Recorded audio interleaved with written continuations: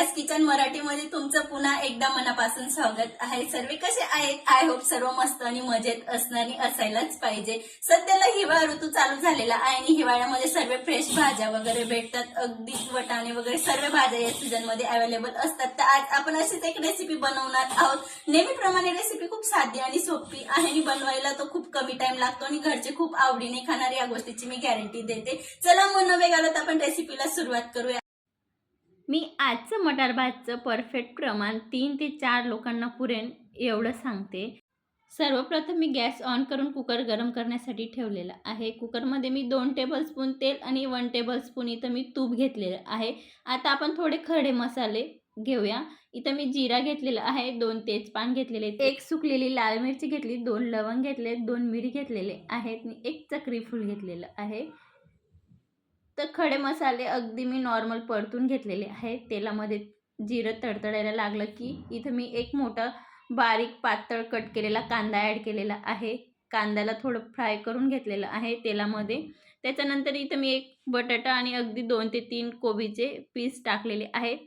त्यात आपल्याला त्यांना पण व्यवस्थित परतवून घ्यायचे। भाज्या परतताना खास लक्ष ठेवायचे, आपल्याला भाज्या कच्चे राहू द्यायचे नाही आणि अगदी कलर चेंज होईन एवढे पण परतायचे नाही आहेत। जर भाज्या व्यवस्थित परतल्या गेले नाही, कांदे, बटाटे, टमाटे, तर आपला जो वाटाण्याचा भात आहे तो गोडसर लागतो। अगदी खिचडी पण म्हणा तरी पण भाज्या असं गोड गोड लागतात त्याच्यामध्ये। तर त्याच्यासाठी अगदी व्यवस्थित प्रॉपर तेलामध्ये फ्राय झाले पाहिजे। गॅसची फ्लेम मी इथं मिडियमच ठेवलेली आहे। एक इथं मी मोठी मिरची घेतलेली आहे, तिला पण 4 ते 5 तुकड्यांमध्ये मोठे मोठे कट करून घेतलेलं आहे आणि एक टोमॅटोला पण बारीक कट करून घेतलेलं आहे। मला ज्या भाज्या घालायच्या होत्या मी ते घालून तेलामध्ये आता व्यवस्थित 2 ते 3 मिनिटासाठी परतून घेणार आहे।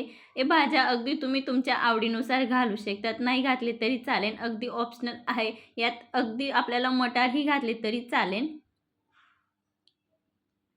आता खूप छान पद्धतीने परतून झालेलं आहे। यामध्ये मी आता 1 टेबलस्पून मी लसूण ची पेस्ट ॲड करते। हे होममेडच मी थोडा आबडधोबड ठेचून घेतलेला आहे। अगदी तुम्ही आले लसूण पेस्ट देखील वापरू शकतात।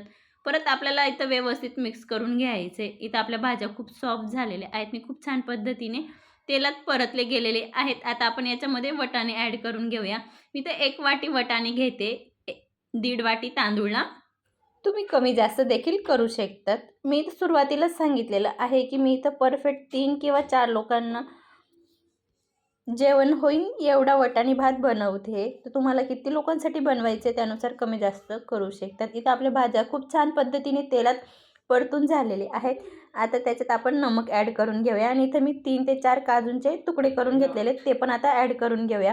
मी इथं कोलम तांदूळ वापरते, तुम्ही साधा राशनचाही वापरला किंवा तुम्ही जो वापरत असाल त्याचाही बनवला तरी चालेल। याच्यात असं तांदूळचं काही नाही आहे की हाच तांदूळ पाहिजे किंवा बासमती तांदूळ पाहिजे। हा वटाणी भात कोणत्याही तांदूळाचा बनवला तरी खायला खूप सुंदर आणि चविष्ट लागतो। मी या गोष्टीची खास गॅरंटी देऊन सांगते। तर इथे मी बेसिक मसाले घेतलेले आहेत, लाल तिखट, गरम मसाला, थोडं सब्जी मसाला आणि हळद घेतलं आणि धना पावडर घेतलेली, बस एवढेच मसाले घेतलेले आहेत। मी जास्त मसाल्यांचा वापर देखील केलेला पण नाही आहे। त्यात आपलं मसाले आणि तांदूळ आपल्याला व्यवस्थित मिक्स करून घ्यायचे तेलामध्ये आणि भाज्यांमध्ये। मी इथं तांदूळ धुतलेले नाही आहेत, हे तांदूळ मी स्वच्छ पुसून कपड्याने चाळणीने चाळून भरलेले असतात, म्हणून आम्ही तांदूळ धुत नाही। इथं मी दुसऱ्या गॅसवरती पाणी गरम करण्यासाठी पण ठेवलेलं होतं। आता आपण ते तांदूळ आणि मसाले खूप छान पद्धतीने परतून झालेले आहेत। आता आपण पाणी ॲड करून घेऊया। इथं मी 1.5 ग्लास पाणीचा वापर करते। बघायला गेलं तर मी तुमचे तांदूळ किती पाणी शिजायला घेतात त्यानुसार तुम्ही कमी जास्त देखील करू शकतात। इथं बघू शकता जवळून आपण जराही कलर वगैरेचं तिखट वापरलेलं नाही तरीसुद्धा किती सुंदर कलर आलेला आहे। तर आता आपण वरून थोडी कोथिंबीर ॲड करून घ्यायची आणि उकळी आली तेव्हाच आपल्याला कुकरचं झाकण बंद करायचं आहे। याच्याने खूप छान पद्धतीने आपल्या भाज्या सर्व साईडला होतात, नाही तर अगदी वरती येतात। उकळणे आलं तर झाकण आधीच लावलं तर बघू शकता तुम्ही तांदूळचं मी 1 इंच वरती पाणी आहे एवढं पाणी ॲड केलेलं आहे आणि हे तांदूळ खूप फुलतात म्हणून तुम्हाला दिसत आत्ता असेल, पण जेव्हा आपलं शिजून होईल तर कुकर फुल भरेल। तर आता मी मंद फ्लेमला 1 शिट्टी काढून घेणार आहे।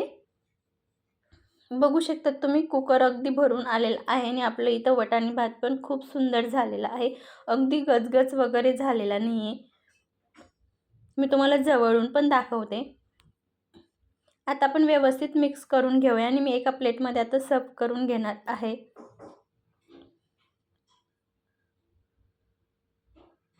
बघू शकता तुम्ही किती छान दिसतंय आपलं वाटाणे भात. अगदी खायला तर इतकं सुंदर लागतो. तुम्ही एकदा या पद्धतीने नक्की बनवा. मी 100% गॅरंटी देऊन सांगते. घरचे हात चाटून पुसून खातील. अगदी जे नाक मुरडत असतील ते सुद्धा आवडीने खातील. एवढी गॅरंटी देऊन सांगते. आजची रेसिपी कशी वाटली कमेंटमध्ये नक्की सांगा आणि हा वाटाणे भात तुम्ही कधी बनवताय कमेंटमध्ये नक्की सांगा. अशाच एक छानशा रेसिपीसोबत भेटूया. तोपर्यंत मस्त खा, स्वस्त राहा, सर्वात महत्त्वाचं आनंदी राहा. पुन्हा भेटूया. तोपर्यंत धन्यवाद.